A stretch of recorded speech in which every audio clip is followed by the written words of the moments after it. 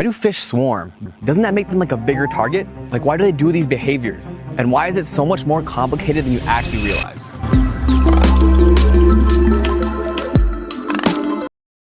I've always been fascinated by animals, like how they move, how they interact. Like take fish for example. They look so dumb, yet the way they move are really smart, especially in groups. Each fish has to calculate its distance to its neighbors, how close it is, how close it should be, and the way their neighbors are moving so they can move along with the direction. It's crazy. So as a future robotics engineer, I decided to make a simulation so I can start to understand the background of fishes and how animals interact and the decisions they make. So I coded up something a little bare bones. A fish that can move and that can react with like a mouse. It wasn't much work, but I did my best. The fish had 3 states: a calm, an alert, and a scared mode. Each one would change how they acted in a different way.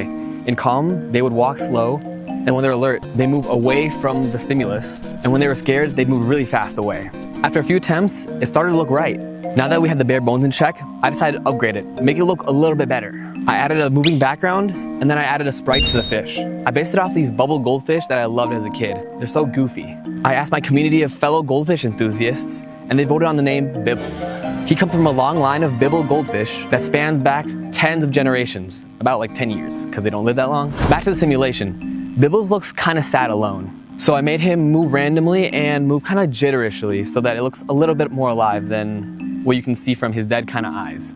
But as he was moving, he looked super lonely. I think we should give Bibbles some friends. And this is where neural networks come into play. I know it may sound daunting, neural networks, AIs, computer science mumbo jumbo, but it actually boils down to this one thing: decision making. That's all neural networks are. Imagine, Bibble is hungry and he wants a sandwich. He loves ham. He likes lettuce, but he hates tuna. So how does he decide? Using a neural network. He weighs in the pros and cons of adding each, and then based on how much he likes each, he puts it on his sandwich. So he'll have a lot of ham, a little bit of lettuce, and absolutely no tuna, for obvious reasons. Modern AIs use this, but on a scale that's absolutely massive, with trillions of these ham and lettuce combinations, with millions of other layers. But in this case, we only need it for movement, which comes down to 3 things. How close it is to each fish, we call that cohesion. How close it is to going the group's direction, we call that alignment.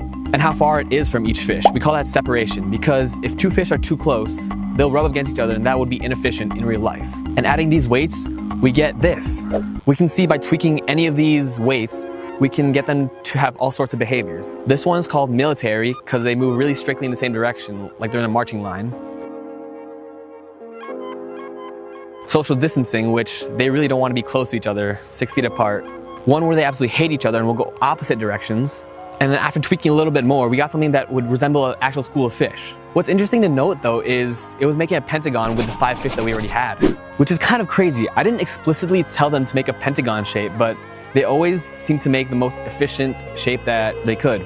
Side note, Bibble kind of needs more friends, so let's do it.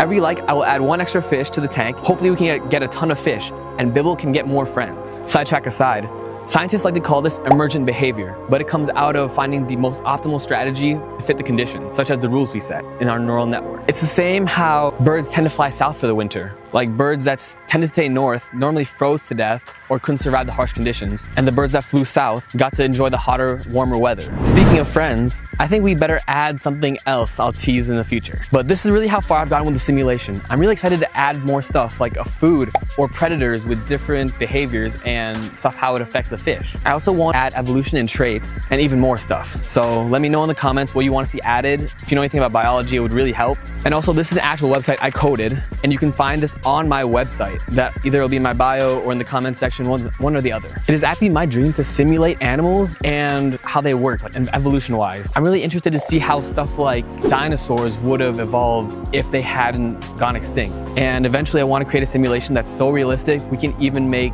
animals that don't exist that are more optimal than the ones we have right now. I want to give a thanks to Icoso and the primer. They were really big inspiration for this simulation idea. And I'd like to thank my friends Luca and Brody for giving me their opinions while I was creating the simulation. Their input was really helpful. Also, Bubbles said you should subscribe or else he's gonna drown Mimo. So you better do it.